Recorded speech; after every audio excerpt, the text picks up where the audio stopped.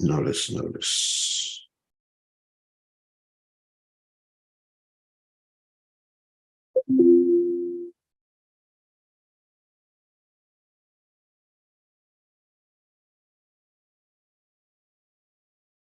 Whoops, wasn't it going out?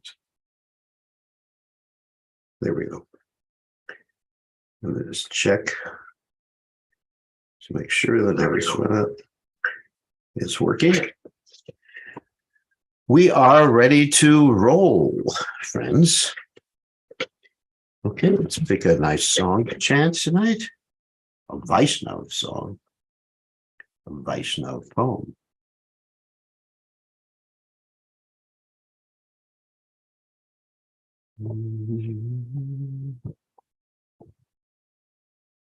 Maybe.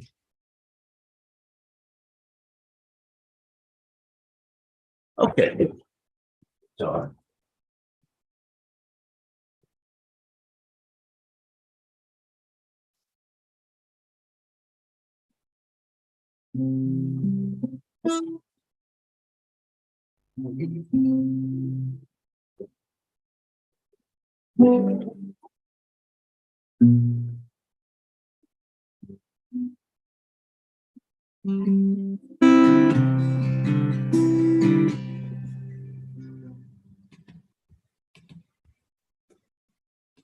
Uh-oh.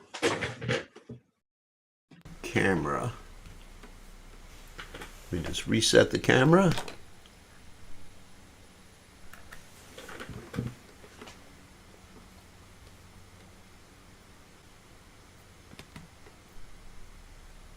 Okay.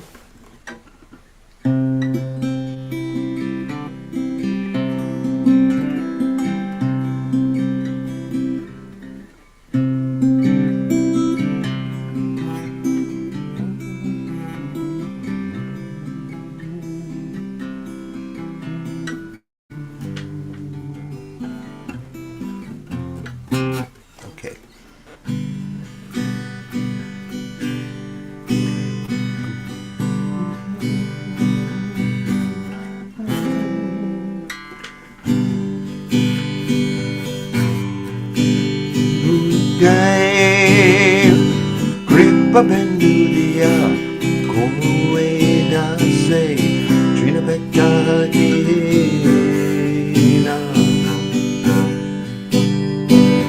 Kripa bendudia koe dase trina bekadina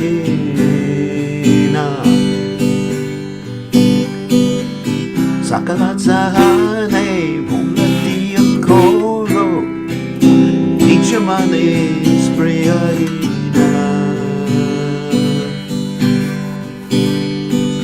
Sakalat sahane bulatia koro Nichamane spriyaina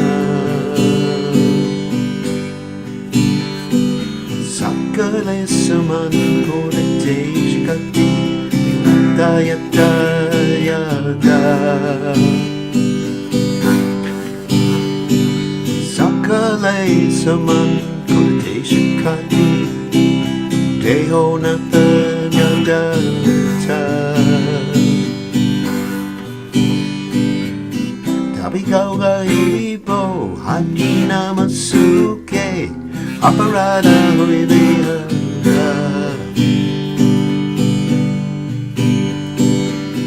Kamikaze hari namasuke Aparada hoibeata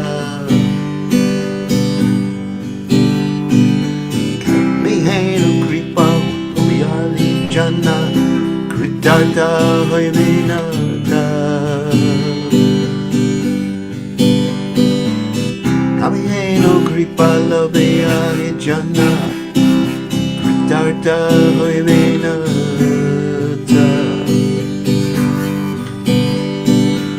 Sakti Budi hen Amiyati den Korore Atmasata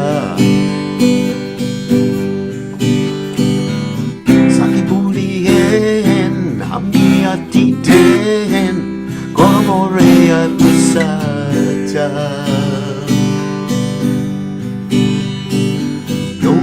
Yogita vichare kichunai poi Tumara karuna sara Yogita vichare kichunai poi Tumara karuna sara Kornana vaile kandiya kandiya Rana naraki bhavara Kornana vaile kandiya kandiya Rana naraki bhavara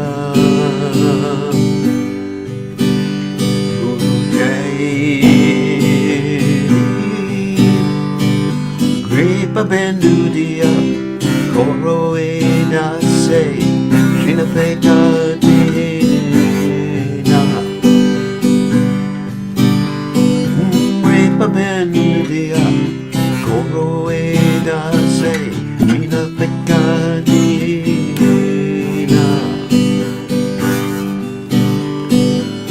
Sakalatane Bolivia Koro Nijamani Sprayahina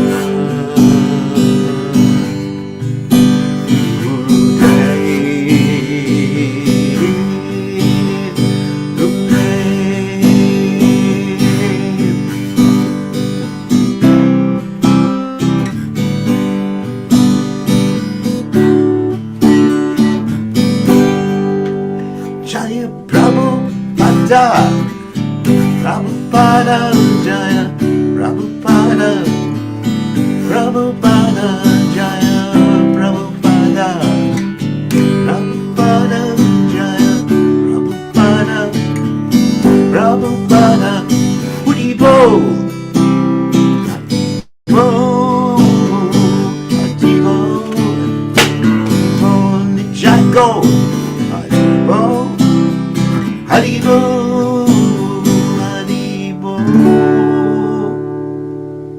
Haribo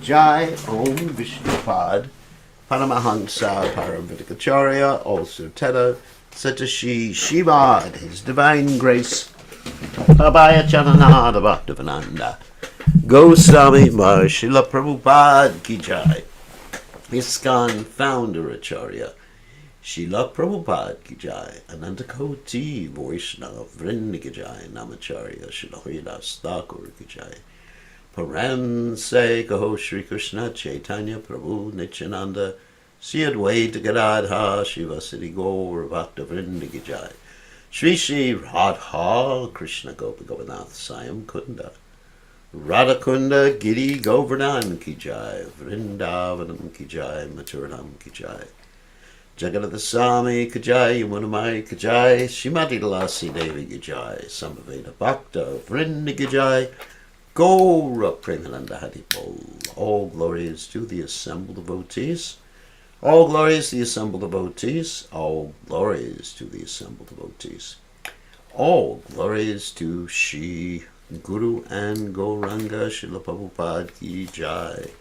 Nama Om Vishnu Padaya Krishna Pristaya Bhutale Srimate Bhakti Vedanta Swaminiti Namane Namaste Saraswati Deve Gauravani Pracharane Nirvashesha Shunyavadi Pashacha Dejatarane. Okay, let's read the translation. Gurudev, give this servant just one drop of mercy. I am lower than a blade of grass. Give me all help. Give me strength. Let me be as you are without desires or aspirations. Gurudev, I offer you all respects, for thus I may have the energy to know you correctly. Then by chanting the holy name in great ecstasy, all my offenses will cease. Gurudev, when will such mercy fall to this one who is weak and devoid of intelligence? Allow me to be with you. Gurudev, if you examine me, you will find no good qualities. Your mercy is all that I am made of. If you were not merciful unto me, I can only weep, and I will not be able to maintain my life. Bhaktivinoda Thakur ki jai. So, we're going to go ahead reading the Krishna book, which is what we were doing every evening. And we're going to probably finish the Krishna book pretty quickly, unless I start traveling, and then that should be a little issue. So, Om Gana Timidandasha Gananjana Shalakaya Chakshur Unmiritam Yena Tasmai Shri Gurave Namaha. I offer my respectful obeisances unto the lotus feet of my spiritual master, His Divine Grace A.C. Bhaktivedanta Swami. Srila Prabhupada kindly opened my eyes with the torchlight of knowledge while I was blinded in the darkness of ignorance. Srila Prabhupada ki jai. Haribo. So, anyway, so let's share the screen. And, okay, I gotta find the screen. Yeah, I did. Okay, it worked tonight.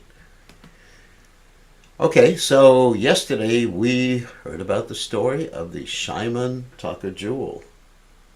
And today we're going to hear about the killing of Satrajit and Shatadhanva, which is chapter 57 in the Krishna book. Okay, let's just get the windows set up for a second. Okay, here we go. All right, put the window there. Okay. So, the killing of Satrajit and Shatadhanva. After Kura visited Hastinapura and reported the condition of the Pandavas to Krishna, there were further developments. The Pandavas were transferred to a house which is made of lac, and which is later set ablaze, and everyone believed that the Pandavas, along with their mother Kunti, had been killed. This information was also sent to Lord Krishna and Balaram. After consulting together, they decided to go to Hastinapura to show sympathy to their relatives. Krishna and Balaram certainly knew that the Pandavas could not have been killed in the devastating fire, but in spite of this knowledge, they wanted to go to Hastinapura to take part in bereavement. On arriving at Hastinapura, Krishna and Balaram first went to see Bhishma Dev because he was the chief of the Kuru dynasty. They then saw Kripacharya, Vidura, Gandhari, and Drona. Other members of the Kuru dynasty were not sorry because they had wanted to kill the Pandavas and their mothers to be killed. But some family members headed by Bhishma were actually very sorry for the incident, and Krishna and Balaram expressed equal sorrow without disclosing the actual situation. So really, it was Duryodhana's plot, and he arranged in this place called Varnavat for a house or a castle or palace of lac, which is basically flammable substances with oil or ghee or whatever, and he wanted to burn them alive. So he convinced them, somehow or other, he convinced them to go to Varnavat on vacation. So they all went there, and they loved the palace because it was so beautiful. And they stayed in the palace, and they discovered, actually, it was due to Vidura's let's say spies, and Vidura's reporting to them what had happened, that the house was made of lac, that they knew the house was made of lac. And so Vidura actually gave that message to Yudhisthira as they were leaving, but Vidura couldn't speak directly. He spoke in the language of the Malechas, and he indicated that they should build a tunnel. Vidura also sent a person to dig the tunnel for them, so there was a tunnel out of the house, and before they were burnt alive, before the actual fire was set by the other people, then they set the house on fire themselves, escaped through the tunnel, and remained incognito for some time. That means nobody knew where they were. So, anyway, so that was the actual situation. They were hiding, and, a lot of things happened while they were hiding.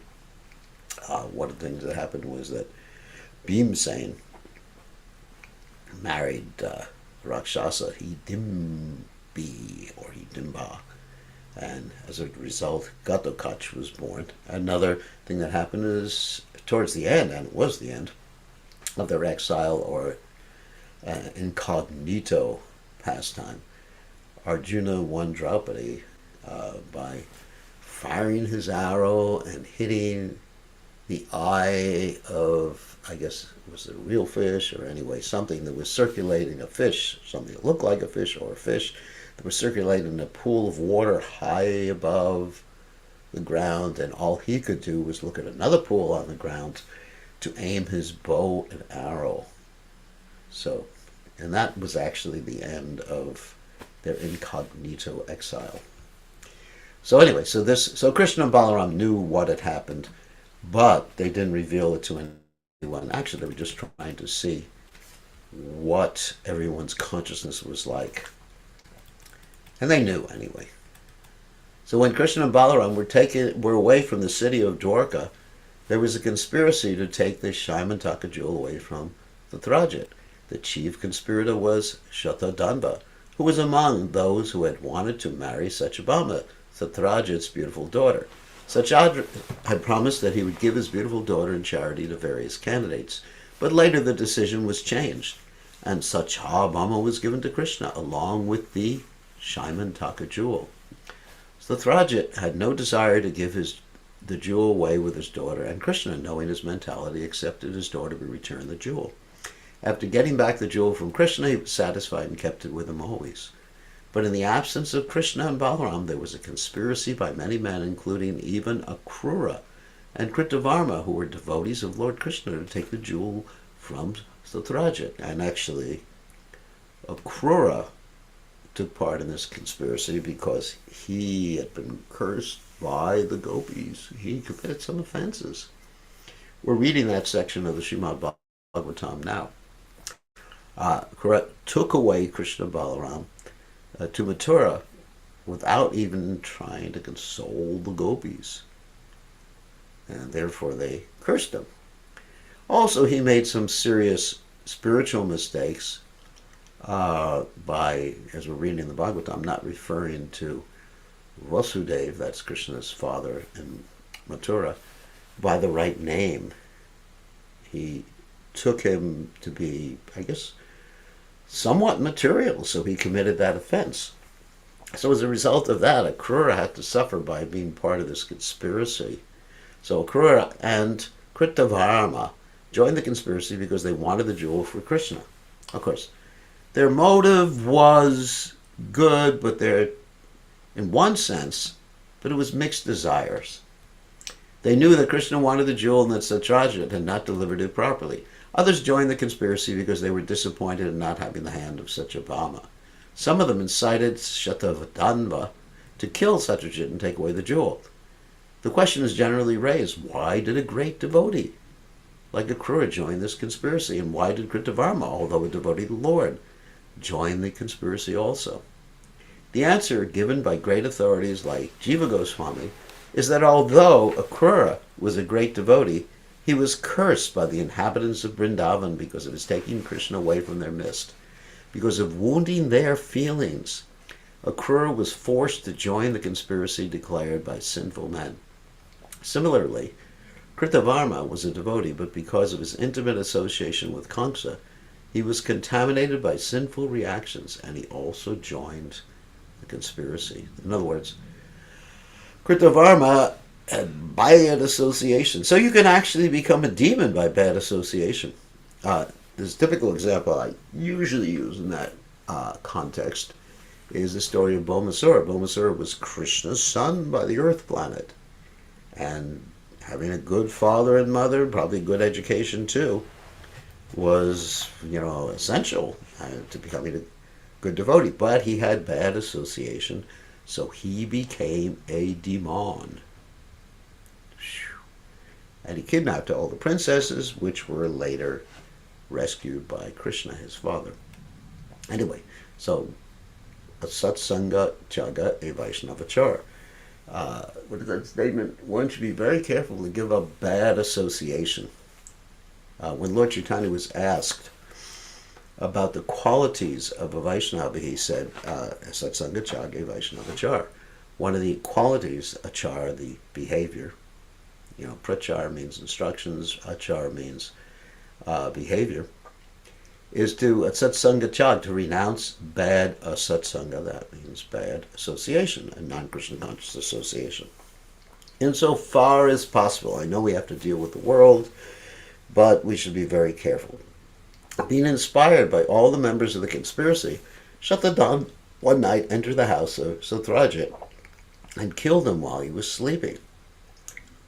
Satadhanva was a sinful man of abominable character, and although due to his sinful activities he was not to live for many days, he decided to kill Satrajit while Satrajit was sleeping at home. When he entered the house to kill Satrajit, all the women there cried very loudly, but in spite of their great protests, Shatadhanva mercilessly butchered Satrajit without hesitation, exactly as a butcher kills an animal in the slaughterhouse.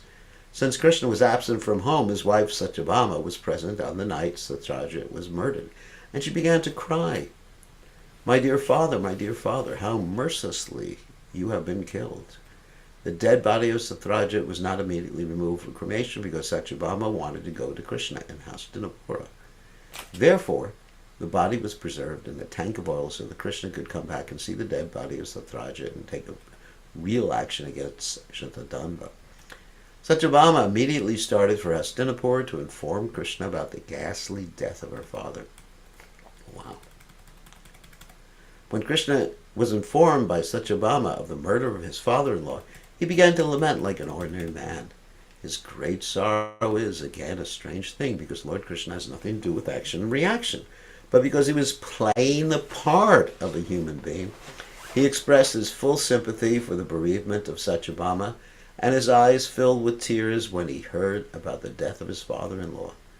He thus began to lament, "Oh, what unhappy incidents have taken place." Then Krishna and Balaram, along with Satyabhama, immediately returned to Dwarka and began to make plans to kill Shatadhanva and take away the jewel. Although he was a great outlaw in the city, Shatadhanva was still very much afraid of Krishna's power, and thus when Krishna arrived, he became most afraid. Understanding Krishna's plan to kill him, he immediately went to take shelter of Kritavarma. But Kritavarma said, "I shall never be able to offend Lord Krishna and Balaram, for they are not ordinary persons. They are the Supreme Personality of Godhead. Who can be saved from death if he's offended Balaram and Krishna? No one can be saved from their wrath."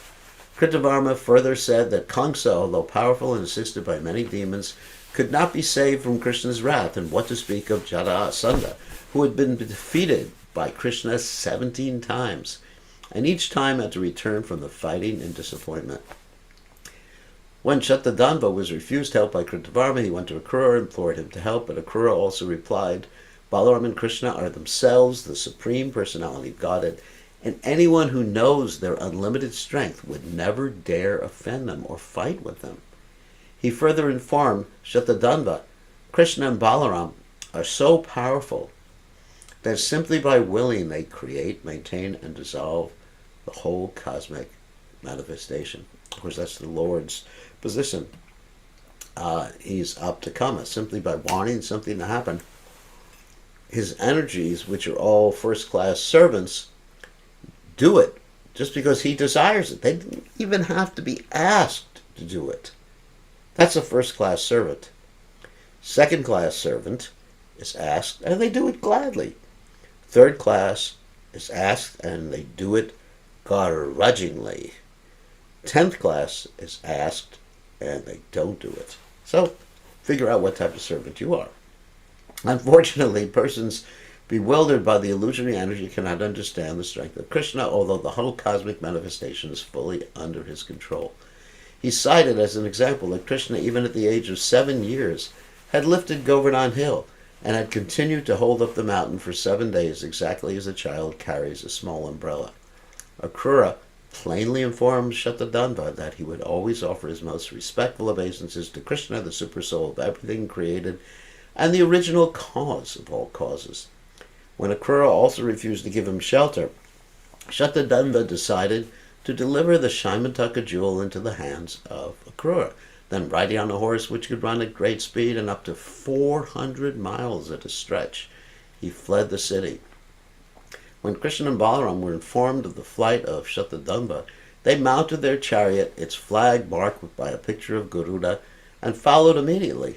Krishna was particularly angry with Shatadhanva and wanted to kill him because he had killed Satrajit, a superior personality. Satrajit happened to be the father-in-law of Krishna, and it is the injunction of the Shastras that one who is Guru Druha, who has rebelled against a superior person, must be punished in proportion to the severity of his offense. Because Shatadhanva had killed his father-in-law, Krishna was determined to kill him by any means. Shatadhanva's horse became exhausted and died near a garden house in Mithila. Unable to take help from the horse, Shatadhanva began to run with great speed. In order to be fair to Shatadhanva, Krishna and Balaram also left their chariot and began to follow Shatadhanva on foot.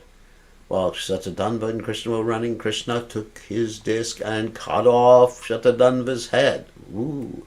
After Shatadhanva was killed, Krishna searched through his clothing for the Shaimantaka jewel, but he could not find it. He then returned to Balaram and said, "We have killed this person uselessly, for the jewel is not to be found on his body." Sri Balaram suggested the jewel might have been kept in the custody of another man in Dwarka, so you better return and search it out. Sri Balaram expressed his desire to remain in Mithila city for some days, because he enjoyed an intimate friendship with the king. Therefore, Krishna returned to Dwarka, and Balaram entered the city of Mithila. When the king of Mithila saw the arrival of Sri Balaram in his city, he was most pleased, and he received the Lord with great honor and hospitality. He gave many valuable presents to Balaramaji in order to seek his pleasure. At this time, Balaram lived in the city for several years as the honored guest of the king of Mithila, Janaka Maharaj. Now that wasn't, I guess I have to make this clear. Janaka Maharaj, who is the father of Sita Devi, is not the same Janaka Maharaj mentioned here. Although all the kings of Mithila, which is where Sita Devi appeared probably millions of years before, all those kings were called Janaka. The reason they were called Janaka is because they first won Janaka the first, second, third, fourth, fifth, sixth, whatever, was churned out of the body of King Nimi, who died because he was cursed by his guru, Vasishta Muni. That story is there in the Bhagavatam. You can read the Bhagavatam if you want it. So there was Janaka the first, Janaka the second, and this was a Janaka who, anyway, don't know the number. During this time, Duryodhana, the eldest son of Dhritarashtra, took the opportunity to come to Balaram and learn from him the art of fighting with a club. And the reason he wanted to learn from Balaram the art of fighting with a club is because he wanted to become so powerful to be able to kill Bhimsen. And also, he wanted his guru to give his sister, that is the guru's sister, Subhadra, to him as a wife, so he could make an alliance with the Yadu dynasty, so the Yadu dynasty would support him against the Pandus. That was his political intrigue. All right.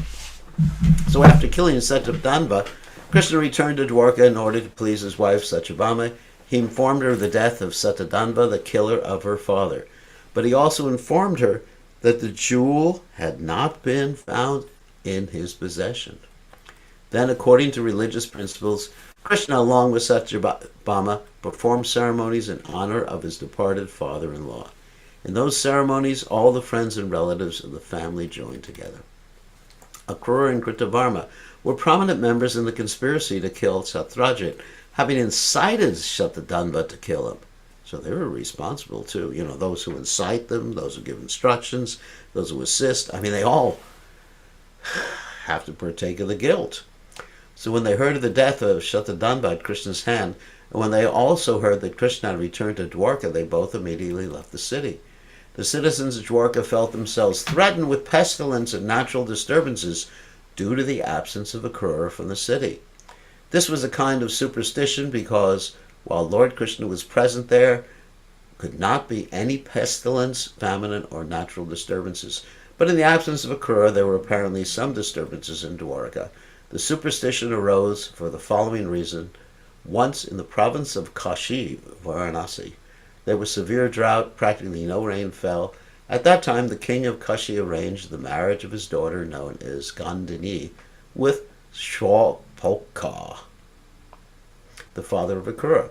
This was done by the king of Kashi on the advice of an astrologer, and actually it so happened that after the marriage of the king's daughter with Shwapolka, there was sufficient rainfall in the province. Due to the supernatural power of Shwapolka, his son Akrura was considered equally powerful, and people were under the impression that wherever Akrura's father stayed, there would be no natural disturbances such as famine or drought. That kingdom is considered happy where there is no famine, pestilence, or excessive heat and cold, and where people are happy mentally, spiritually, and physically. As soon as there was some disturbance in Dwarka, people considered the cause to be the absence of an auspicious personality in the city. Thus, there was a rumor that because of the absence of Akrura, inauspicious things were happening. After the departure of Akrura, some of the elderly residents of the city also began to perceive inauspicious signs due to the absence of the Shaimataka jewel. When Lord Krishna heard these rumors spread by the people, he decided to summon Akrura from the kingdom of Kashi. Akrura was Krishna's uncle. Therefore, when he came back to Dwarka, Lord Krishna first of all gave him a welcome befitting a superior person. Krishna is the super soul of everyone, and he knows everything going on in everyone's heart. He knew everything that had happened in connection with Akrura's conspiracy with Shatadanda. Therefore he smilingly began to speak to Akrura, addressing him as the chief among munificent men. Krishna said, "My dear uncle, it is already known to me that the Shaimataka jewel was left by Shatadanda with you. Presently there is no direct claimant to the Shaimataka jewel, for King Satrajit has no male issue. His daughter Satyabhama is not very eager for this jewel, yet her expected son, as the grandson of Satrajit, would, after performing the regulative principles of inheritance, be the legal claimant of the jewel." Lord Krishna indicated by this statement that Satyabhama was already pregnant and that her son would be the real claimant of the jewel and would certainly take it from Akrura. Krishna continued, "This jewel is so powerful that no ordinary man is able to keep it. I know that you are pious in activities, so there is no objection to the jewels being kept with you. There is one difficulty, and that is my elder brother, Sri Balaram, does not believe my version that the jewel is with you. I therefore request you, O large-hearted one, to show me the jewel just once before my other relatives, so that they may be pacified and reject various kinds of rumors. You cannot deny that the jewel is with you because we can understand that you have enhanced your opulence and are performing sacrifices on an altar made of solid gold." Well, the properties of the jewel were known. Wherever the jewel remained, it would produce for the keeper more than 2 mounds of pure gold daily. We figured that out. It was between $3 and $5 million US dollars. Akrura was getting gold in that proportion, distributing it profusely at sacrificial performances. Lord Krishna cited Akrura's lavish spending gold as positive evidence of his possessing the Shaimataka jewel.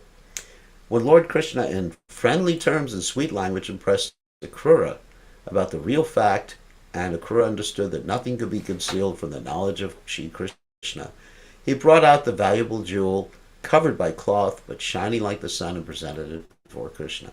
Lord Krishna took the Shaimataka jewel in his hand and showed it to all his relatives and friends present, and then returned the jewel to Akrura in their presence so that they would know that the jewel was actually being kept by Akrura in Dwarka. The story of the Shaimataka jewel is very significant. In the Srimad Bhagavatam, it is said that anyone who hears the story of the Shaimataka jewel or describes it or simply remembers it will be freed from all kinds of defamation and the reactions of all impious activities and will thus attain the highest perfection, the condition of peace. So anyone who's heard this story, you got that benediction. Thus ends the Bhaktivedanta purport of the 57th chapter of Krishna, the killing of Satrajit and Shatadanda. All right. Chapter 58. And we have time to start it. 5 queens married by Krishna.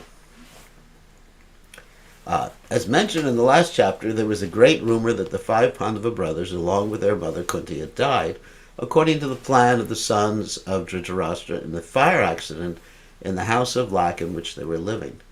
But then the 5 brothers were detected at the marriage ceremony of Draupadi, which I mentioned before, so another rumor spread that the Pandavas and their mother were not dead.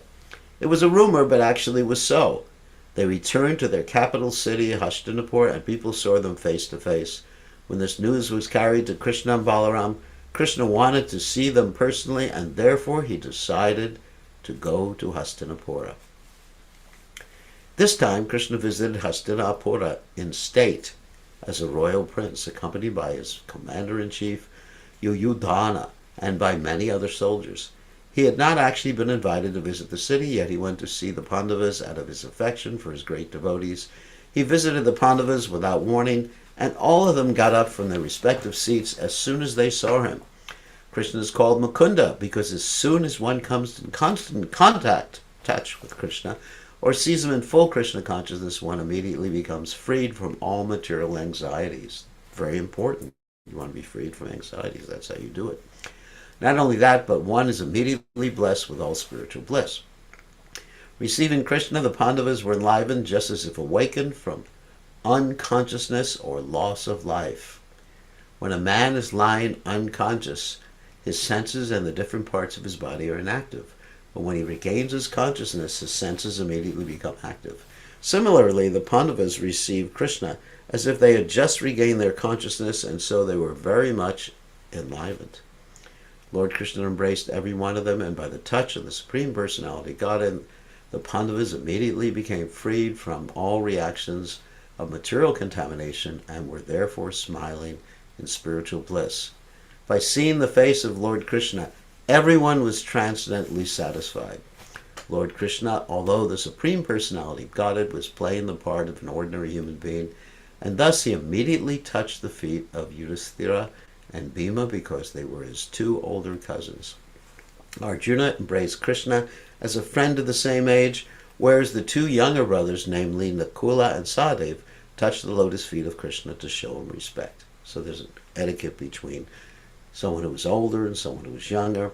If someone's older than you, you touch their feet, equal with you, equal age or equal position, you embrace them, and someone who is younger than they touch your feet, and then you can embrace them. After an exchange of greetings according to the social etiquette befitting the position of the Pandavas and Lord Krishna, Krishna was offered an exalted seat. When he was comfortably seated, the newly married Draupadi, young and very beautiful in natural feminine gracefulness, came before the Lord Krishna to offer respectful greetings. The Yadavas who accompanied Krishna to Hastinapura were also very respectfully received. Specifically, Satrajit or Yuyudhana was offered also a nice seat. In this way, when everyone else was properly seated, the 5 brothers took their seats near Lord Krishna. After meeting with the 5 brothers, Lord Krishna personally went to visit Srimati Kunti Devi, the mother of the Pandavas, who was also Krishna's paternal aunt. In offering his respects to his aunt, Krishna also touched her feet. Kunti Devi's eyes became wet, and in great love, she feelingly embraced Lord Krishna. She then inquired from him about the well-being of her paternal family members, her brother, Vasudeva, his wife, and other members of the family.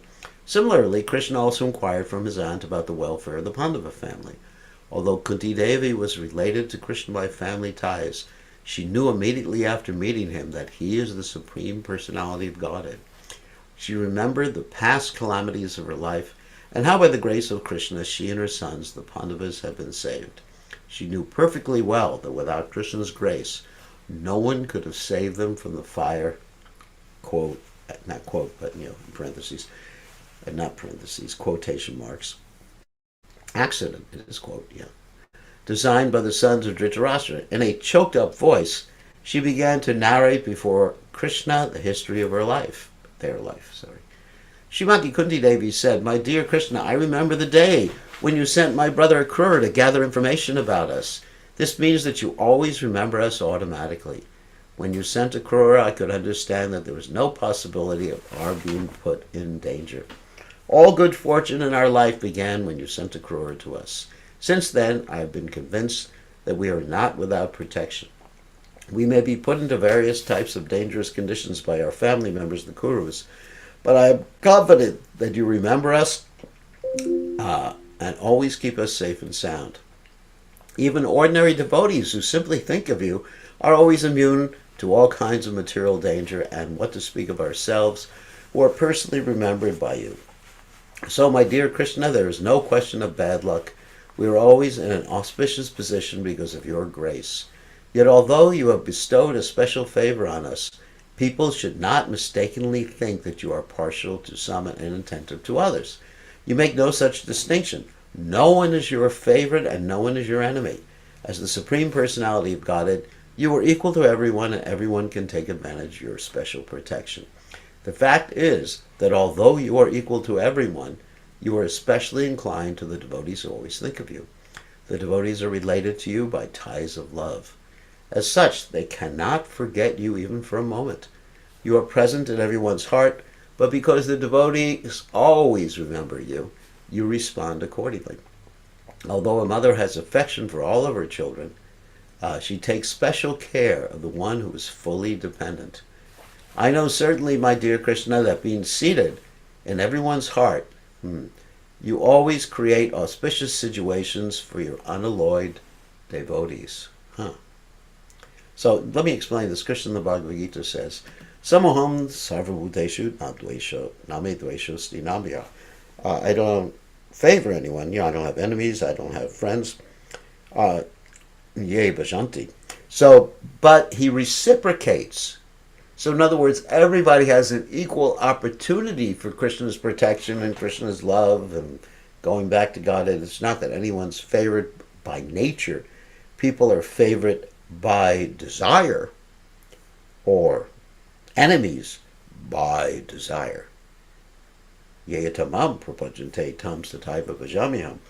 Krishna just reciprocates. That's the point.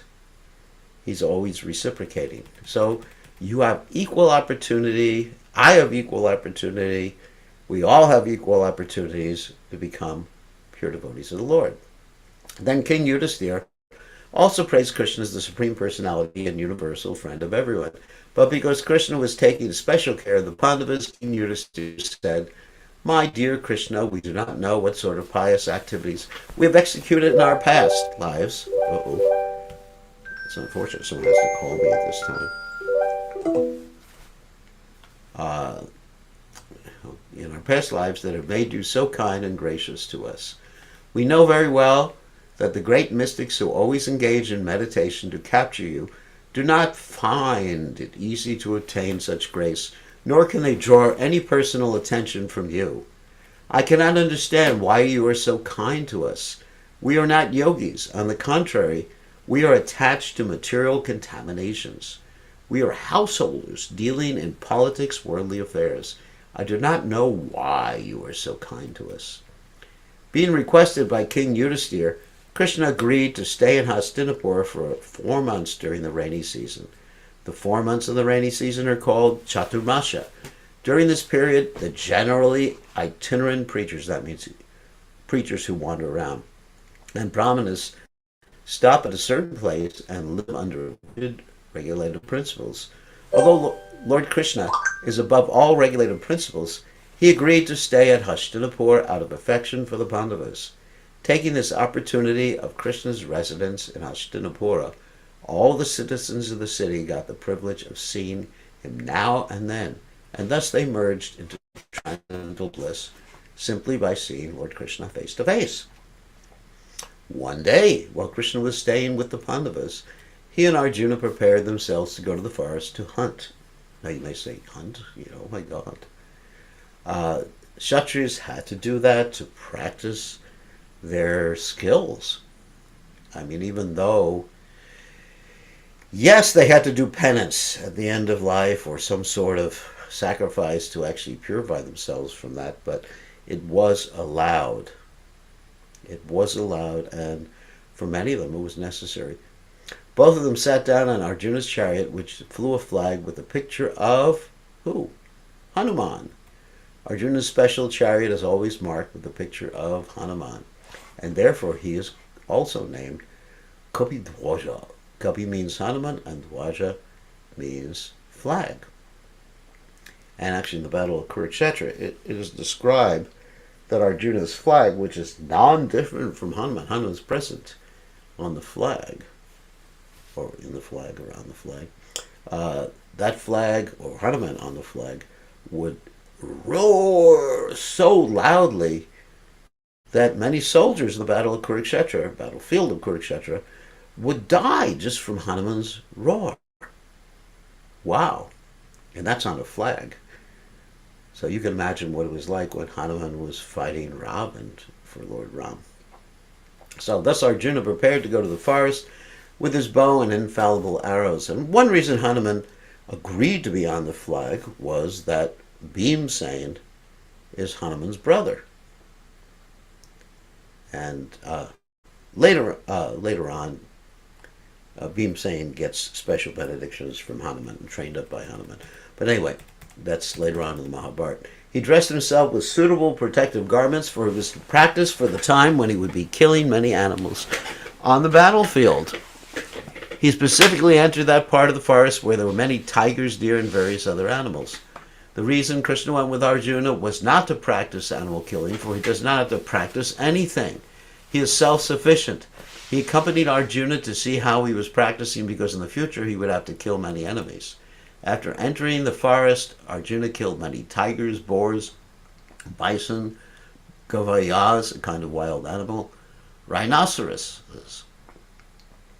I guess it would be rhinoceri, I don't know, deer, hares, oh my God, porcupines, and similar other animals, which he pierced with his arrows. Some of the dead animals that were fit to be offered in sacrifice were carried by the servants and sent to King Yudhisthira. It was a different age. Animal sacrifice was permitted, and the animals were actually given a higher birth.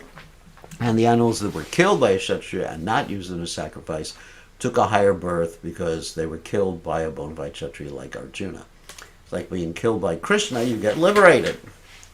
And so killed by Arjuna, you may not get liberated, but you actually take a higher birth. It's like a sacrifice. The ferocious animals such as tigers and rhinoceri were killed only to stop disturbances in the forest. Since there are many sages and saintly persons who are residents of the forest, it is the duty of the Kshatriya kings to keep even the forest in a peaceful condition for living. And of course that was what Lord Ram was asked to do by the sages at Dandakaranya and the other sages, the other places, the other forests. He was asked, get rid of these Rakshasas who are eating us. Arjuna felt tired and thirsty from hunting, and therefore he went to the bank of the Yamuna along with Krishna. When both the Krishnas, namely Krishna and Arjuna, reached the bank of the Yamuna, Prabhupada says Arjuna is sometimes called Krishna, as is Draupadi. Draupadi is called Krishna, with a long A at the end. That's feminine. They washed their hands, feet, and mouth, and drank the clear water of the Yamuna. While resting and drinking water, they saw a beautiful girl of marriageable age walking alone on the bank of the Yamuna. Krishna asked his friend Arjuna to go forward and ask the girl who she was. By the order of Krishna, Arjuna immediately approached the girl, who was very beautiful. She had an attractive body, nice glittering teeth, and a smiling face. Arjuna inquired, "My dear girl, you were so beautiful with your raised breasts." I guess they were really forward in those days. I mean, the men were really direct. "May I ask you who you are? We are surprised to see you loitering here alone. What is your purpose in coming here? We can only guess that you are searching after a suitable husband. If you don't mind, you can disclose your purpose. I shall try to satisfy you." So, let's see. Oh yeah, next paragraph. The beautiful girl was the river Yamuna personified. She replied, Sir, I am the daughter of the sun god, and am now performing penance and austerity to have Lord Vishnu as my husband. I think he's the supreme person and just suitable to become my husband. I disclose my desire thus because you wanted to know it. And I think we should end here. Of course, she's going to eventually get married to Krishna. And by the mercy of Arjuna, she is introduced to Krishna. And anyway, we'll read about it tomorrow. So let's stop sharing, and then we can take some questions from everybody. So you can either unmute yourself, as we say, or type in the chat window, or you can raise your hand. So Tulsi has a question. So what's your question? Can you hear me? I can hear you. Lisa, my obeisance. So, even though when they went and killed Satyabam's father, that it seemed on one level they had Krishna's. They were thinking of Krishna. They wanted to. Not Satadhanva. Satadhanva was not. Well, he wanted to stand up for Krishna in a sense and get bad. No, his motive. I mean, even if that was there, it was just really. Yeah, I'm just saying. So sometimes we have to be real careful what we think our motive is in the name of. Yeah. But Akrura and Kritavarma, they actually had that motive. And it was mostly they were trying to please Krishna. And basically, because they both had bad association, Akrura was Satadhanva, and Kritavarma had his bad association with Kamsa before. So their minds became polluted. So they did the wrong. They didn't make the right decision. So we have to be very careful when we do something ostensibly for Krishna. And that's the point. To make sure our motives are pure and to make sure the strategy is actually pleasing to Krishna. We can do so many things where the motive is pure, but strategy either doesn't work or is counterproductive or offensive. Yeah. Like Akrura. Akrura took Krishna from Vrindavan, but he didn't do it the right way. He should have consoled the gopis. Instead he just like grabbed them and took them. So that's why the gopis were so angry with him. If he had explained to the gopis, this is Krishna's plan, Narada Muni, wants it, then it would have been a different thing. Yeah. Okay. So, who else? Hare Krishna, So, Maharaj. Haribol, Rishikesh. So, what's your question? My question is, did Akrura actually return that jewel to Maharaj Ugrasen, or he just kept it with him after he gave it to Krishna at the Well, end of the story? obviously, he probably installed it in a temple in Dwarka, and he kept doing his sacrifices, and then obviously he gave it to the son of he gave it to the son of Satyabhama. Mhm. And my So, second question is, if you are in a bad association, if you're in a, that also is a kind of a curse, right? It doesn't happen. Uh, Basically, well, you. bad association happens because we choose it, and also we may be cursed, or we may have committed an offense, so we lose our intelligence. When you commit an offense, actually, you lose your intelligence, your sense of discrimination. Okay. So there's many reasons for seeking out bad association.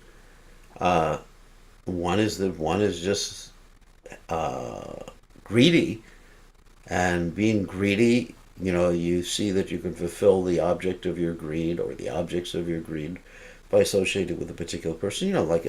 Let's say if someone was really greedy and they thought, well, I just want to hang out in Wall Street, and then you're associating with all the people in Wall Street. There's actually a name, derogatory name, pejorative name for people who work in Wall Street. Anyway, whatever it is, it is. So, so then greed can cause you to seek bad association, or you've offended. I mean, there's many different reasons why you might seek bad association. just not being attentive. And we should associate with devotees as far as possible. All right. Here's some text questions. Thank you, Guru. Speedy recovery. Okay. Did Kritavarma and Akrura punish anyway for inciting Satadhanva, or because of Krishna being merciful to devotees, they possibly...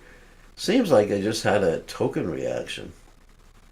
But, Akrura, definitely, he was feeling guilty. He left Dwarka, went to Kashi.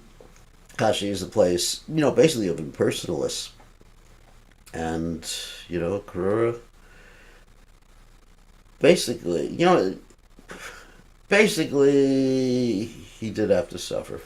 And there's a reason. Also, we're reading in the Bhagavatam right now that he suffered because he wasn't able to understand or attain the love of the residents of Vrindavan because of certain offenses he made when he was taking Krishna away from Vrindavan. Offenses against Vasudev. He called Vasudev Anakadundubi in one of the verses of the Bhagavatam in the 39th chapter of the Srimad Bhagavatam. And Anakadundubi means someone who's born to the sound of drums or something like that. And he should have referred to Vasudeva as Vasudeva, because that indicates Vasudev's position as the father of Vasudeva. So anyway, that's explained by the Acharyas in the commentaries to the 39th chapter of the Srimad Bhagavatam 10th canto. So somehow or other they had to suffer. They obviously had to suffer. Yes, it's because of the gopis being upset with Krura that he felt prey to the Shaimataka jewel. He became lusty. He wanted the jewel. Krishna allowed him to keep it. And he was hiding it from Krishna. There must have been some spiritual defect. Greed or something like that. So that happens when you commit an offense, so you're being punished. Sometimes the punishment is material desires. And ultimately, he's a great devotee. We should be as great as Akrura is. So, don't take these things out of context and think, I'm much better than Akrura. I would never do what Akrura did. Every day we're probably doing worse things than Akrura did. Okay, next question is Sam. Hare Krishna, Gurudev. Hare Krishna. My question is, what message is being sent? You have Krishna, so many different females, the gopis, some sexual. So what do you say? Be a womanizer or don't be a womanizer? Because it sounds like when you had the pastimes of the gopis and he sent Arjuna to find out about this young woman, it sounds so sexual, so sensual, like, No, not really. Krishna's relationship with the gopis and with Kalindi and his other wives was actually one of love. It wasn't based upon sensuality. It was based on, first of all, they had spiritual bodies. That's another thing. For those of us who don't have spiritual bodies, which, obviously, probably everyone who's watching this class and everyone and me who's giving the class. So if we don't have a spiritual body, we can't really understand what it means to have a spiritual body. The gopis, Rukmini, Satyabhama, some Jambavati, they all had bodies of Satchidananda, eternity, bliss, and knowledge. So there's no question of lust there. We may experience lust due to the endocrine system in the body, or the hormones, as they say before said. So the hormones, they influence our consciousness. And so we're experiencing lust. We try to enjoy the senses of the body, but the interactions that Krishna has cannot be equated, as with the wives and with his girlfriends, cannot be equated with the relationships of this world. So, but, externally they appear very similar. The relationships of this world are reflections of those relationships in the spiritual realm. but they're of a different quality. You know, they are in love with Krishna, just like someone is a friend in this world, but it's different than being a friend of Krishna. I mean, a different quality. You know, we're friends with people because of what they do to it for us. Sorry, not to us, hopefully, what they do for us. And then, but Krishna's friends are friends because they love Krishna without any motivation. You know, like Lord Chaitanya says, Krishna, you may crush me by your embrace. You may leave me brokenhearted by not being present before me. You're completely free to do anything and everything and remain my worshipful Lord unconditionally. Good question. Okay, so we are going to end right now. Thank you very much, and hopefully we will see you, yes, tomorrow. Tomorrow is Thursday here, and where you are now, it's Friday, where the people in New Zealand and Australia are. Okay, thank you very much. All glory is to His divine grace. A.C. Bhaktivedanta